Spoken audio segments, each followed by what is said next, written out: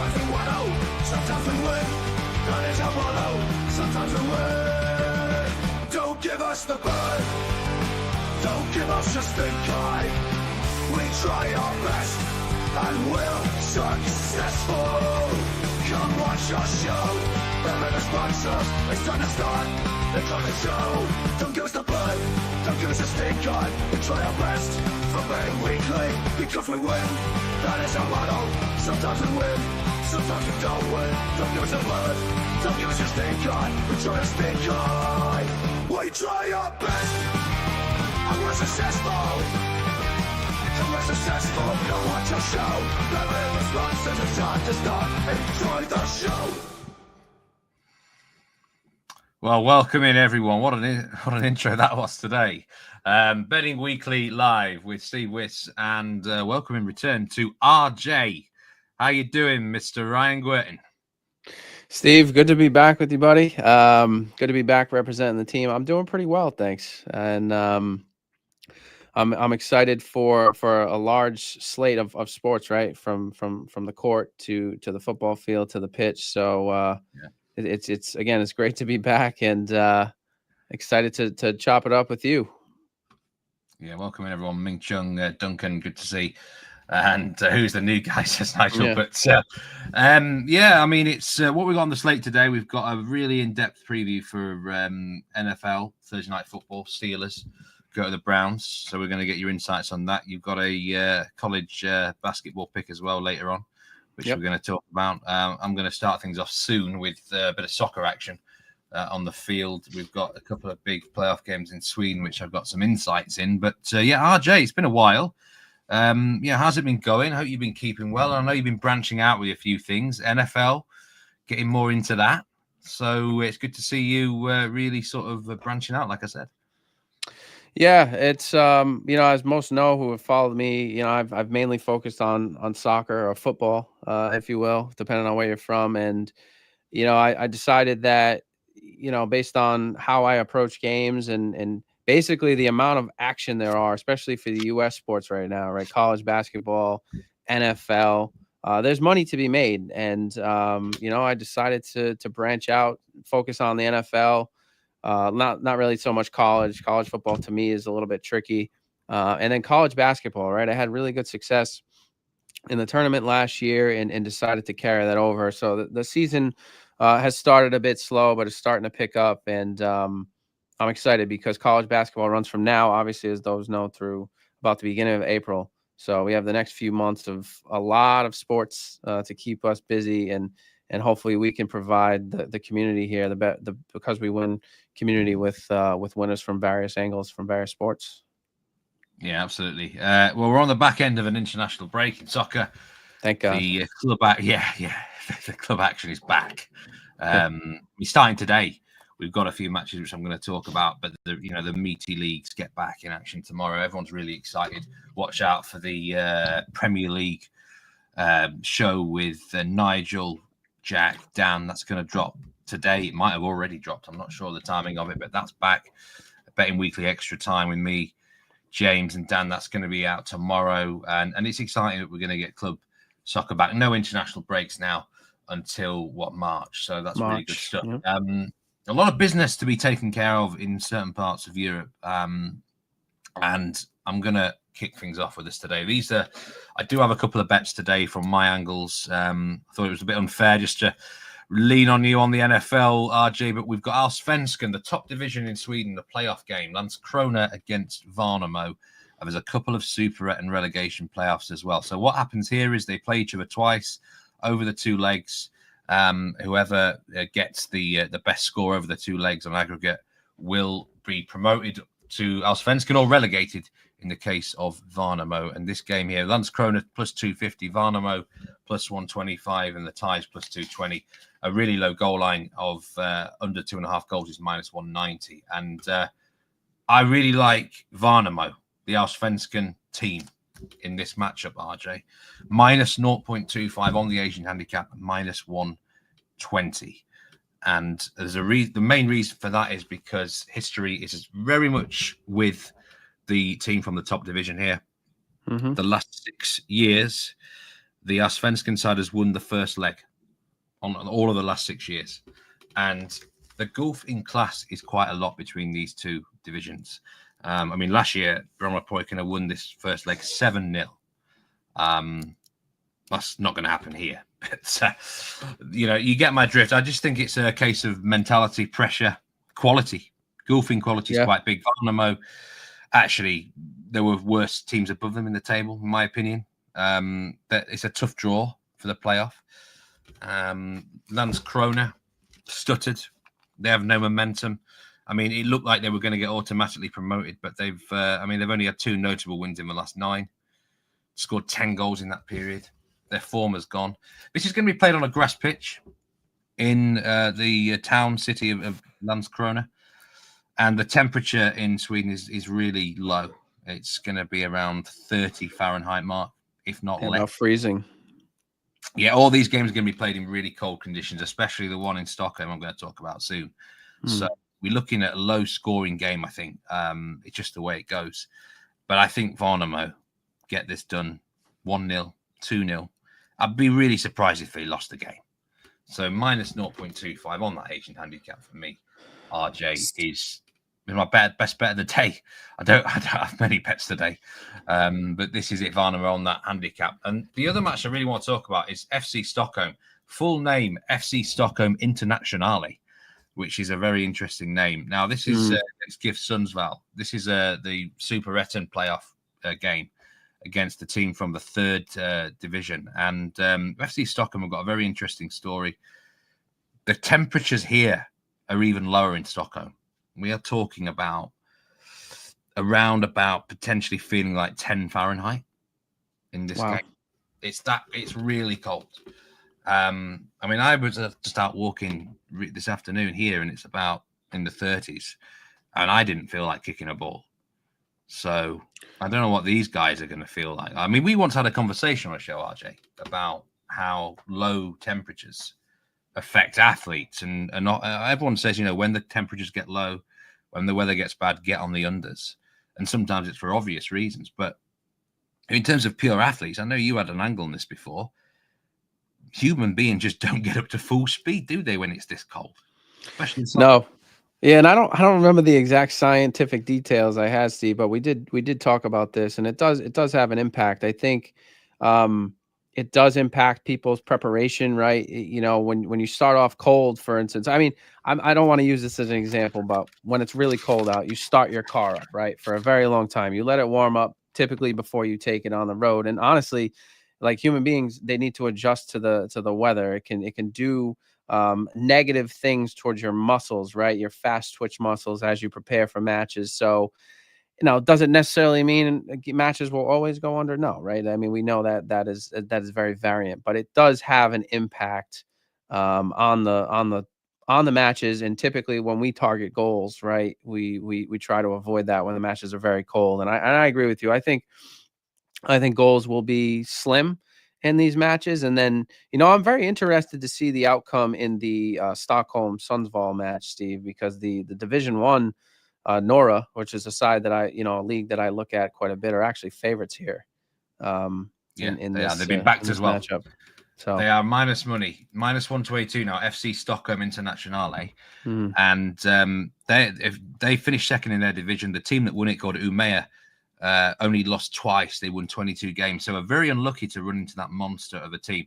I think FC Stockholm are better than Sundsvall. I'll be honest, I think Sundsvall have been very unlucky to draw this team. Their 2 teams actually met in the Swedish Cup in the summer, and FC Stockholm win it 1-0. And I think there's a really good bet here. I think FC Stockholm win 0 at plus 188, because they have actually won 10 of their last 12 wins have been 0.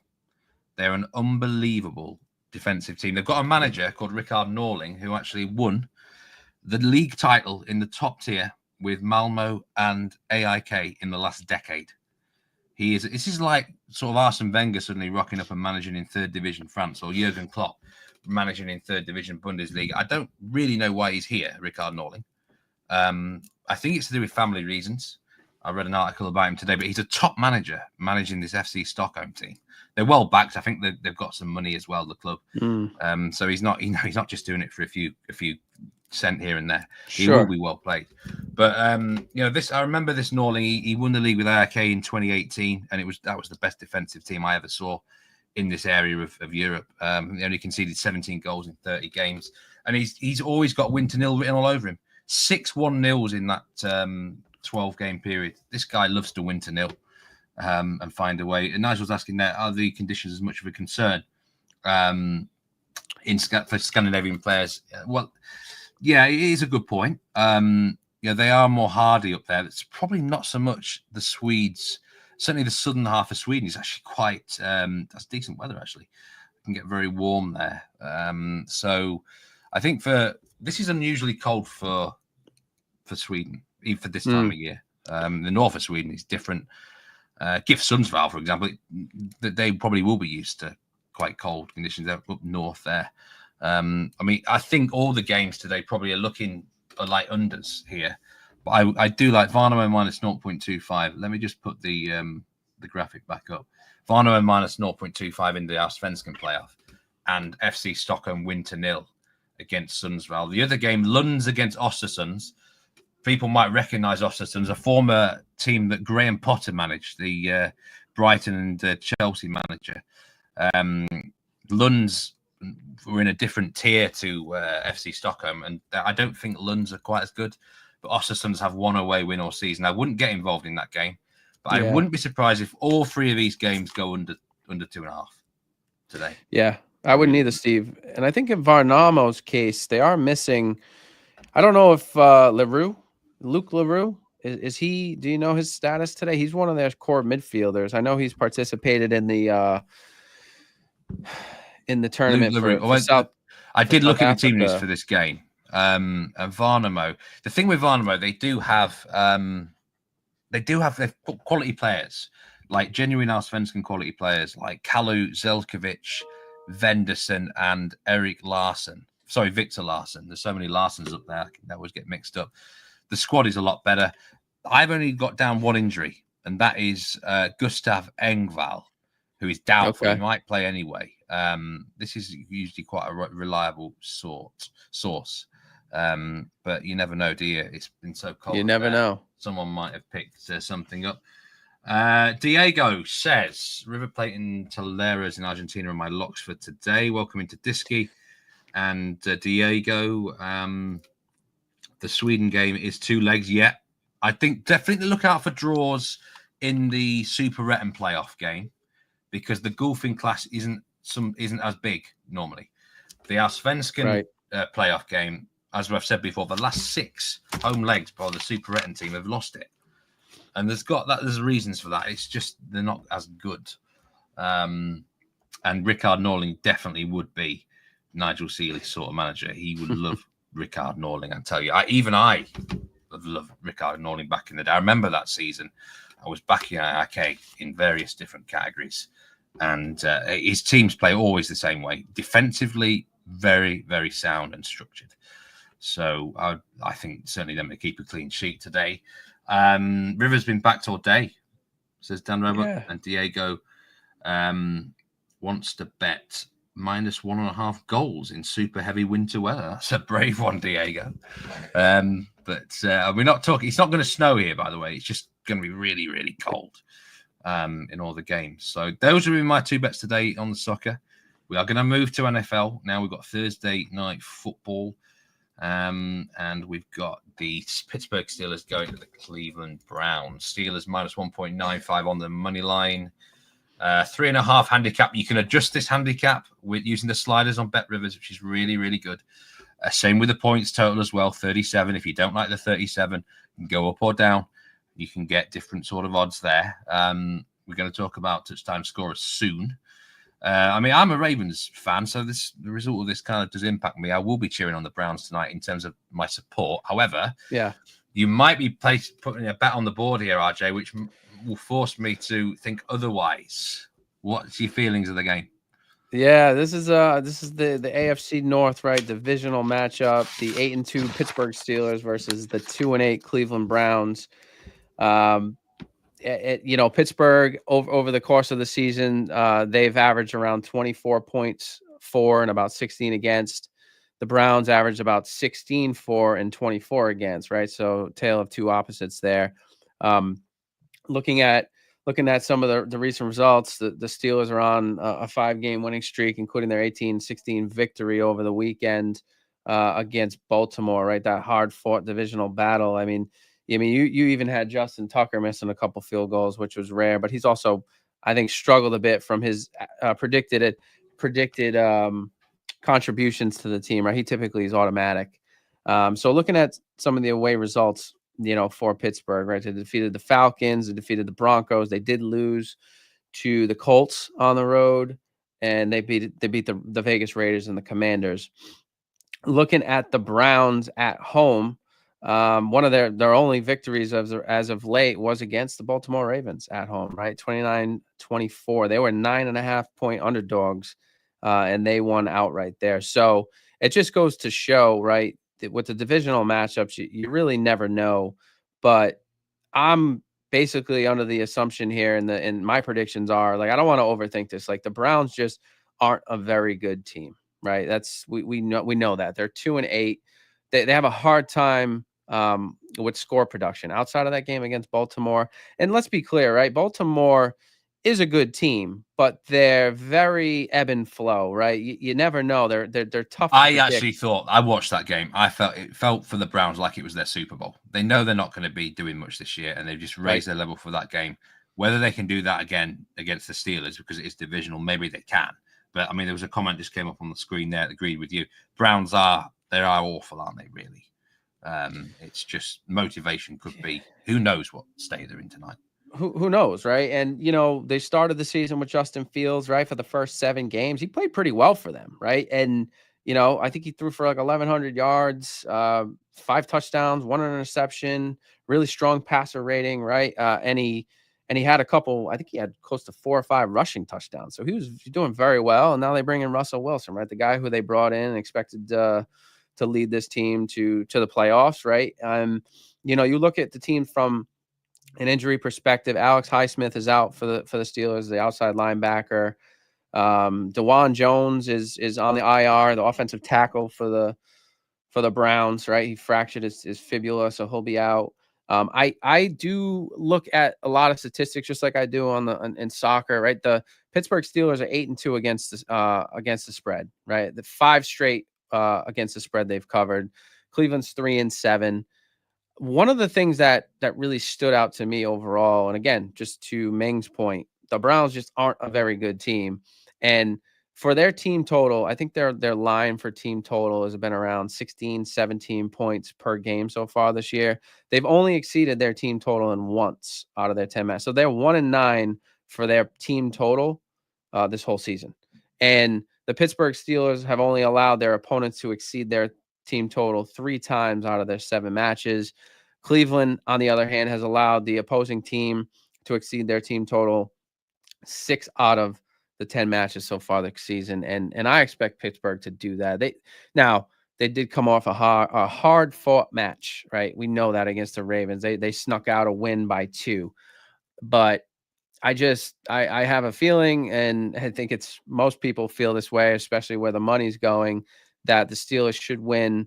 I'd say by a score here, right, would be my prediction. And I don't think it's going to be a blowout, but I also don't think that, with the opposing team here, from the defensive to offensive side of the ball, the Steelers are just a better team, and it's plain and simple. So I don't want to overthink it. So I like Pittsburgh Steelers -3. So I'm going to buy that 0.5 point, right? So from 3.5, where the line is now, I'll buy that 0.5 point. Bet Rivers has the Steelers -3 at -129. So that would be my play, and that is my play tonight that I like. Yeah, I mean, I've got some information from the traders here at Bet Rivers so far at the time of live. Yeah, 95% of the money is on the Steelers on the money line, and 89% of the tickets as well. On the spread, not quite as much, but still 80% of the money is on the Steelers -3.5, that is. And in terms of the over-under, we've actually got 65% on the over, which is quite low, actually, for the over, which suggests that maybe the under is more popular than people will think. They're notable wagers. And everyone's been backing the Steelers here, over $20,000 combined on the Steelers at the time of this email from the traders. People have been backing them -4, -3, -2.5. Like you said, you can adjust this slider. You can adjust the handicap that you want on the game. If you don't like -3.5, go to -3. If you want the full win, if they win by a field goal, go down to -2.5. So you've got options here, that's for sure. Yeah, it's a very interesting one. There's some game trends here. There's one of my other cats actually comes. She doesn't often get on camera, do you? This cat wants a bit of action. The Browns have failed to cover. This is a crazy trend. The Browns have failed to cover the spread in 9 of the last 12 games. Mm-hmm. The Steelers have won outright and covered the spread in 5 straight games. Thanks again to producer Troy here for some of these stats. I mean, the Browns are just not very good, are they? Full stop. But it doesn't surprise you about where the money is for the Steelers. -3. That is your best bet of the day. Yeah, that's my best bet of the day overall. I don't on the pitch, Steve. We talked. There's really not much that stands out overall, and NFL's fickle, right? It's any given Sunday is kind of the term phrase, right? Even though we're at a Thursday here, it's a short week. You never know sometimes, but the Steelers have been consistent, right? That's the most important thing to realize.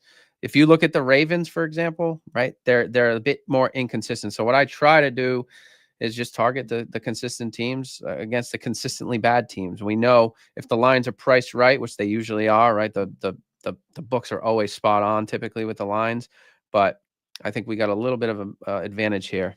And as Max said, right, looking at the forecast tonight, I think it's going to rain all afternoon in Pittsburgh. I'm in the Northeast. I'm in Rhode Island. We're going to get some of that rain and wind. It's going to be cool. But these teams love the cool weather, right? And under does look likely, but I think 37-40, it's going to be close. And I don't really have a lean either way on that. I think the point total is spot on of where it could land here. Yeah, it's the theme of the day on this show, isn't it? Cold weather, poor weather, yeah. And we're looking for coming. My concern when I'm on an under in the NFL for because of weather reasons is you read it completely right. And then someone fumbles on their own 5-yard line and the defense run it back and you're suddenly looking at a pick 6 or whatever.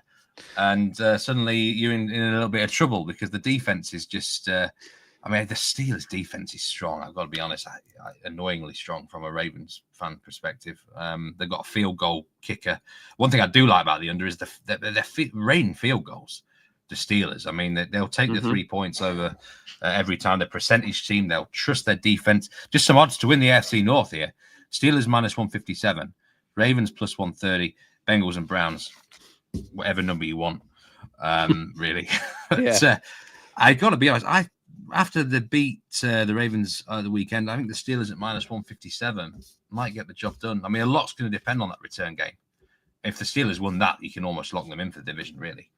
Would you bet on them -157 for the division, or is there better futures out there? I probably wouldn't, right? Because I let me be clear. I like the Steelers, right? I like their team overall.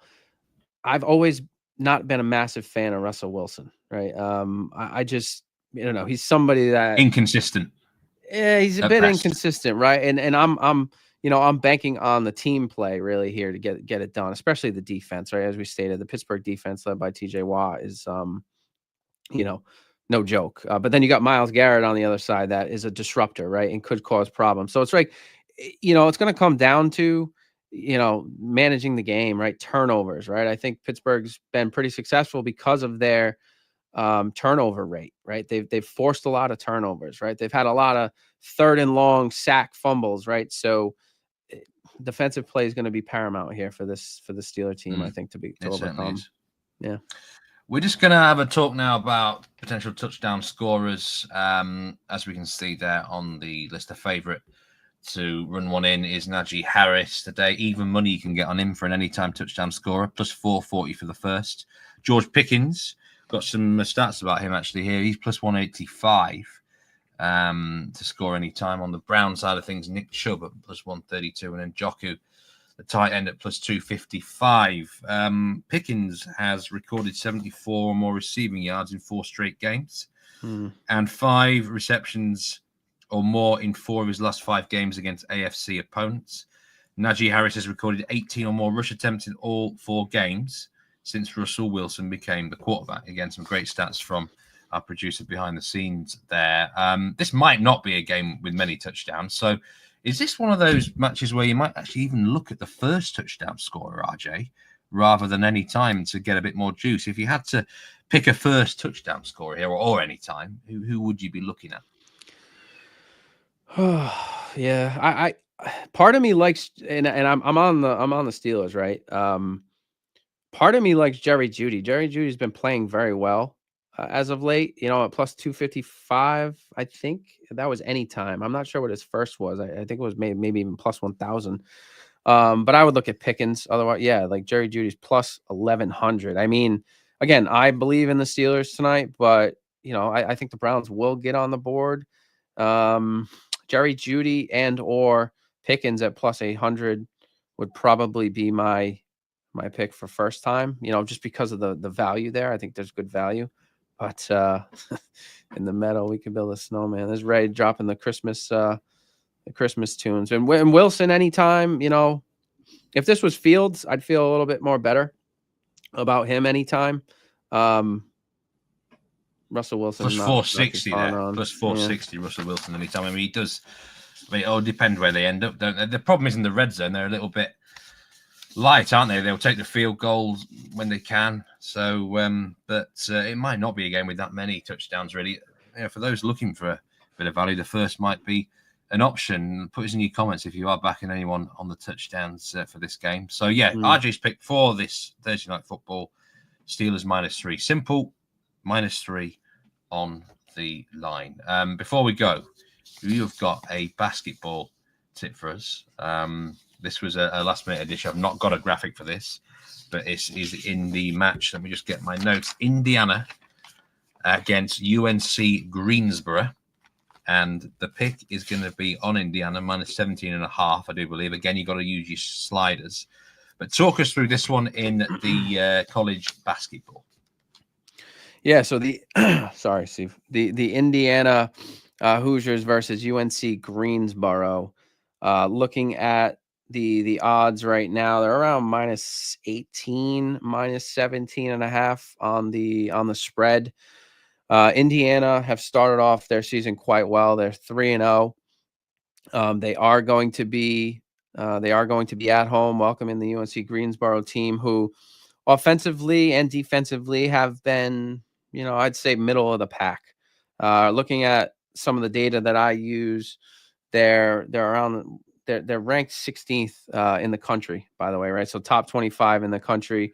I have them around the 18th ranked offense, about the 31st, 30th ranked defense, versus the UNC Greensboro side that average around offensive and defensively around 156 in the country, right? So around right the 150 ranked team in the country versus around the 16th, 17th ranked team in the country. They are favorable at home. They typically do play better at home, and UNC Greensboro tend to struggle on the road. They're historically just not a great road team. So far this season, so something I look at too, and there's a couple of sites I use, but Indiana have gone on quite a few 10-0 runs so far early in the season. They're led by Umar Ballo, arguably one of the better players in the country.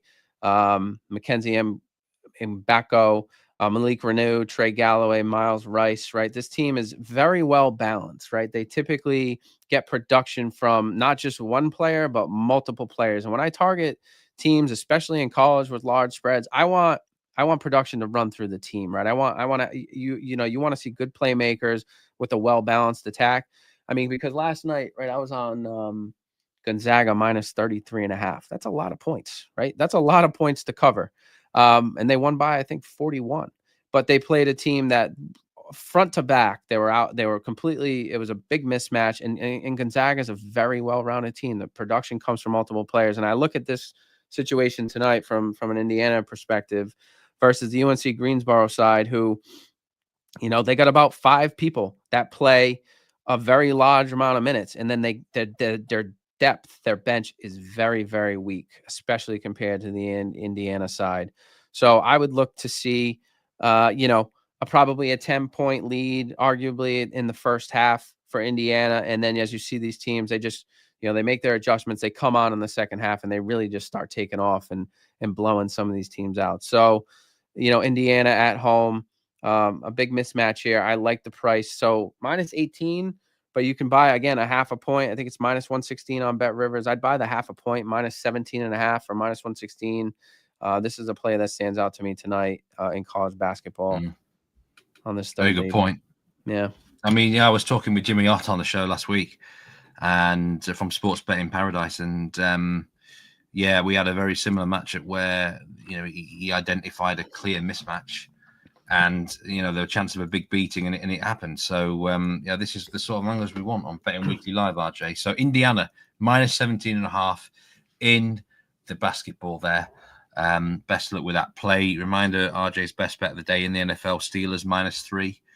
And I've got 2 bets from the soccer today in the Swedish leagues, kicking off within an hour or two, actually. Varnamo -0.25 Asian handicap. That's my best bet of the day. And FC Stockholm Internationale, I love that name, to win to 0 +188. But yeah, thank you very much, everyone who joined live or on demand. And as I say, do look out for the content that's coming your way from Betting Weekly. We've got the Premier League show with Nigel, Jack, Dan, and tomorrow Betting Weekly Extra Time European edition with me, James, and Dan. And then, of course, we've got Betting Weekly Live tomorrow as well. So, good to have you back, RJ, and best of luck with all your plays. And hope to see you again sometime soon. Likewise, yeah. Best of luck with your plays as well. Hopefully, we bring the winners to the crew, and it's great to be back. Hopefully, be back soon with more content. And best of luck this weekend. Hope everyone enjoys the. It's sports overload right now, right? Let's be clear, right? Between basketball, football, soccer, it's there's a lot going on. So, hope everyone can enjoy this. And for those who I won't be on right until, but for those who celebrate Thanksgiving, I hope everyone has a great Thanksgiving next week and. Enjoy the good food, good drinks, good eats with family. So, and best of luck. Yeah. Enjoy your turkey, RJ. And I will. Thanks, everyone. Duncan and Ray, take care. See you next time. Remember to gamble responsibly. And I'll be back tomorrow on Betting Weekly Live. Take care. Goodbye.